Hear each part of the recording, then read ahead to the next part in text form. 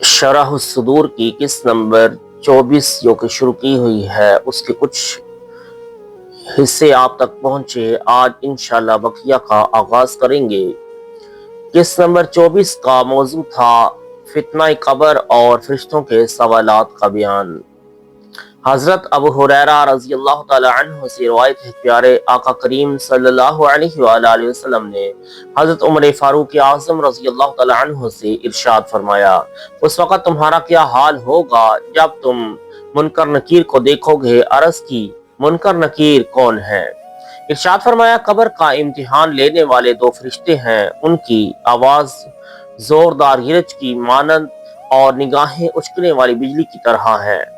وہ اپنے بالوں کو گھسیٹتے اور اپنے اگلے دانتوں سے زمین کو چیرتے ہوئے آئیں گے۔ ان کے ہاتھ میں لوہے کا ایک ڈنڈا ہوگا جسے تمام منا والے مل کر بھی اٹھانا چاہیں تو نہ اٹھا سکیں۔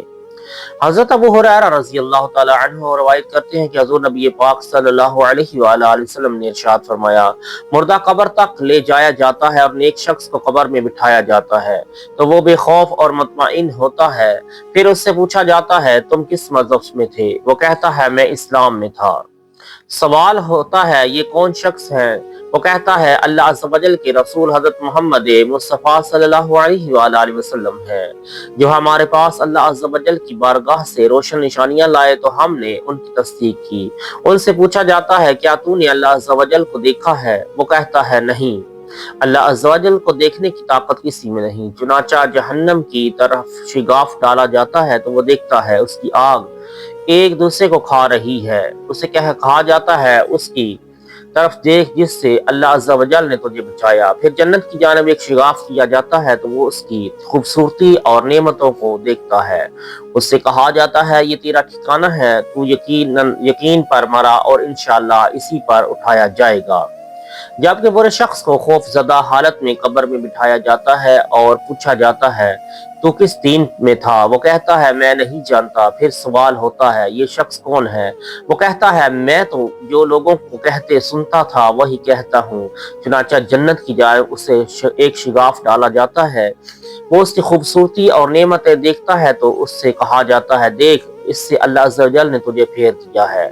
پھر دوزخ کی طرف ایک شگاف کیا جاتا ہے، وہ دیکھتا ہے کہ اس کی آگ ایک دوسرے کو کھا رہی ہے۔ اس سے کہا جاتا ہے، یہی تیرا ٹھکانہ ہے۔ تو شک میں رہا، شک پر مرا اور اللہ عز و جل نے چاہا تو شک پر ہی تجھے اٹھایا جائے گا۔ حضرت اسماء بنت ابو بکر رضی اللہ تعالی عنہما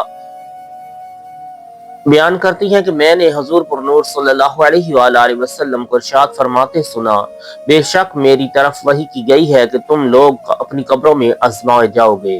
پوچھا گیا، اس شخص کے بارے میں کیا جانتے ہو؟ مردہ مومن ہوا تو کہے گا، یہ اللہ عز و جل کے رسول حضرت محمد مصطفیٰ صلی اللہ علیہ وآلہ وسلم ہیں، جو ہمارے پاس روشن نشانیاں اور ہدایت لائے تو ہم نے قبول کیا اور پیروی کی۔ کہا جائے گا، ہم جانتے تھے کہ تو مومن ہے، اب بخیر و عافیت سو جا۔ مردہ منافق یا شک کرنے والا ہوا تو کہے گا، میں نہیں جانتا، بس جو لوگوں کو کہتے سنتا تھا وہی کہتا تھا۔ حضرت اسماء رضی اللہ تعالی عنہ سے مروی ہے کہ آقا دو جہان صلی اللہ علیہ وآلہ وسلم نے ارشاد فرمایا، مردہ اگر مومن ہو تو اس کی نماز روزہ اسے گھیر لیتے ہیں۔ اب عذاب کا فرشتہ نماز کی جانب سے آئے تو وہ اسے واپس لوٹا دیتی ہے، اور روزے کی طرف سے آئے تو وہ اسے واپس کر دیتا ہے۔ پھر اسے کہا جاتا ہے، بیٹھ جاؤ۔ وہ بیٹھ جاتا ہے تو اس سے پوچھا جاتا ہے، تم اس شخص کے بارے میں کیا کہتے ہو؟ یعنی نبی صلی اللہ علیہ وآلہ وسلم کے متعلق۔ وہ پوچھتا ہے، کون؟ کہا جاتا ہے، حضرت محمد صلی اللہ علیہ وآلہ وسلم کے متعلق کیا کہتا ہے؟ وہ کہتا ہے، میں گواہی دیتا ہوں کہ وہ اللہ عز و جل کے رسول صلی اللہ علیہ وآلہ وسلم ہیں۔ پوچھا جاتا ہے، تو نے کیسے پہچانا؟ وہ کہتا ہے، میں یہی گواہی دیتا تھا کہ یہ اللہ عز و جل کے رسول صلی اللہ علیہ وآلہ وسلم ہیں۔ کہا جاتا ہے، تو اسی پر زندہ رہا، اسی پر مرا اور اسی پر اٹھایا جائے گا۔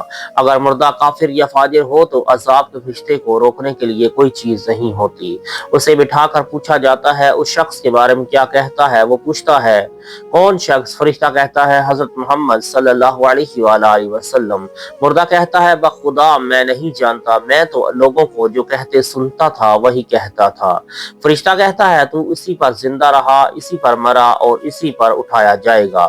چنانچہ اسی قبر میں ایک چوپایا مسلط کر دیا جاتا ہے جس کے پاس ایک درہ ہوتا ہے جس کے دونوں طرف آگ کے ایسے شعلے ہوتے ہیں جیسے اونٹ کی گردن پر بال۔ وہ اس درے سے اسے مارے گا اور اس کی آواز بھی نہیں سن سکے گا کہ اس پر رحم آئے۔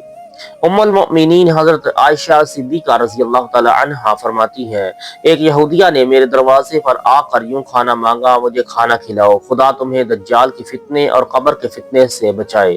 میں نے اسے اپنے سرتاج صاحب معراج صلی اللہ علیہ وآلہ وسلم کے آنے تک روک لیا۔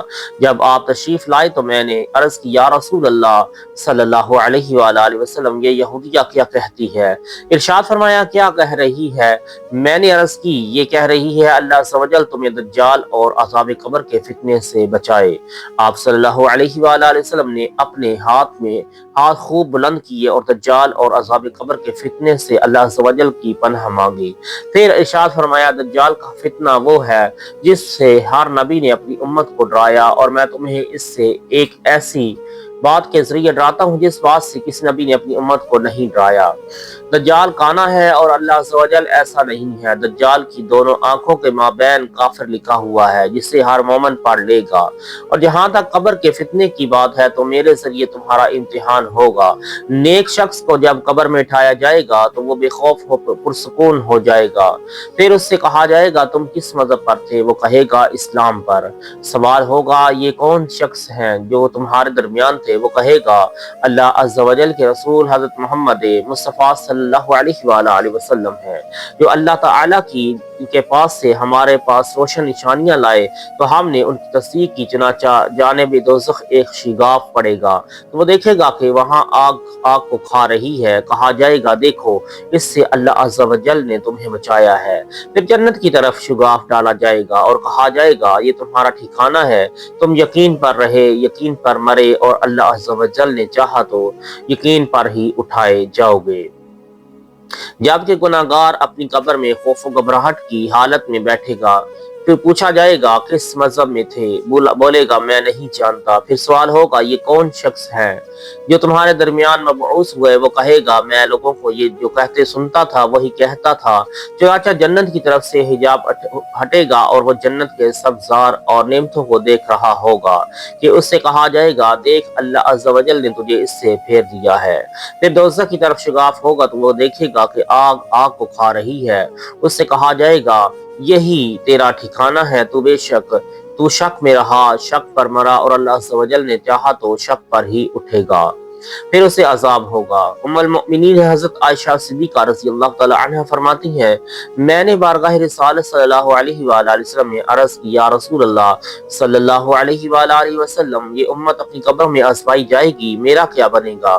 میں تو ایک کمزور عورت ہوں۔ آپ صلی اللہ علیہ وآلہ وسلم نے یہ آیت مبارکہ تلاوت فرمائی یثبت اللہ الذین آمنوا بالقول الثابت فی الحیات الدنیا وفی الآخرہ۔ اللہ ثابت رکھتا ہے ایمان والوں کو حق بات پر دنیا کی زندگی میں اور آخرت میں۔ ام المؤمنین حضرت عائشہ صدیقہ رضی اللہ تعالی عنہا بیان کرتی ہیں کہ سرکار مدینہ صلی اللہ علیہ وآلہ وسلم نے ارشاد فرمایا میرے ذریعے قبر والوں کو آزمایا جاتا ہے، اور اسی کے متعلق یہ آیت طیبہ نازل ہوئی یثبت اللہ الذین آمنوا بالقول الثابت فی الحیات الدنیا والآخرہ۔ اللہ ثابت رکھتا ہے ایمان والوں کو حق بات پر دنیا کی زندگی میں اور آخرت میں۔ ام المؤمنین حضرت عائشہ صدیقہ رضی اللہ تعالی عنہا سے مروی ہے کہ رسول خدا صلی اللہ علیہ وآلہ وسلم نے ارشاد فرمایا جب مومن کا جنازہ اٹھتا ہے تو وہ کہتا ہے تمہیں اللہ عز و جل کا واسطہ مجھے جلدی لے کر چلو۔ جب اسے قبر میں رکھ دیا جاتا ہے تو اس کا عمل اسے گھیر لیتا ہے، نماز اس کی دائیں اور روزہ بائیں جانب ہوتا ہے اور دیگر نیک اعمال قدموں کے پاس ہوتے ہیں۔ عذاب کے فرشتے آتے ہیں تو نماز آواز کہتی ہے میری طرف سے تمہیں راستہ نہیں ملے گا کیونکہ یہ مجھے ادا کرتا تھا۔ بائیں جانب سے آتے ہیں تو روزہ کہتا ہے یہ روزہ رکھ کر پیاسا رہا کرتا تھا، لہٰذا یہاں بھی تمہارے لیے کوئی راستہ نہیں۔ قدموں کی طرف سے آتے ہیں تو نیک اعمال بندے کا دفاع کرتے ہوئے انہیں کوئی راستہ نہیں دیتے، اور اگر معاملہ برعکس ہو تو وہ عذاب کے سبب چلاتا ہے، اور اس کی آواز سوائے انسان جنات کی ہر چیز سنتی ہے، کیونکہ اگر یہ اس کی آواز سن لے تو بے ہوش ہو جائیں یا گھبرا جائیں۔